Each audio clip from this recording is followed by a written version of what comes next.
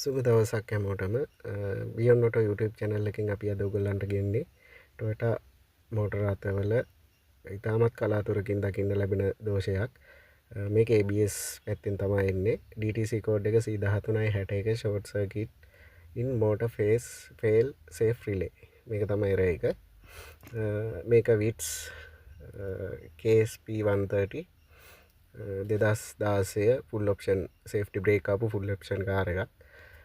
මේකේ කස්ටමර්ගේ කම්ප්ලේන් එක උනේ කස්ටමර් කීප තැනකටම මේක පෙන්නලා තියෙනවා. ඒ තැන් වලින් ස්කෑනර් එක ගහලා රීසෙට් කරලා දුන්නත් නැවත නැවත මේ එරර්ස් ටික එනවා. ඒ කියන්නේ මේකේ මීටර් බෝඩ් එකේ ABS ලයිට් එක, ට්‍රැක්ෂන් කන්ට්‍රෝල් ලයිට් එක, එන්ජින් චෙක් එන්ජින් ලයිට් එක ඒ ටික තමයි ඉන්ඩිකේට් කරන්නේ.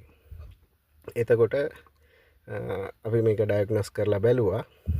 අපිට මේක හොයාගන්න පුළුවන් වුණා දෝෂය. මේකේ මෙතන එරර් කෝඩ් එකේ ෆේල් සේෆ් රිලේ කියලා තිබ්බට මේකේ ෆිසිකල් රිලේ එකක් ඇත්තටම නැහැ. ඒ කියන්නේ මේකේ ඉස්සරහා ෆියුස් බොක්ස් එකේවත් එළියවත් කොහෙවත් ෆිසිකල් රිලේ එකක් නැහැ. මේකේ යුනිට් එකේම තමයි රිලේ එක තියෙන්නේ. එතකොට ඔයගොල්ලන්ට පේනවා ඇති මේකේ තන කොරෝෂන් වෙලා තියෙනවා.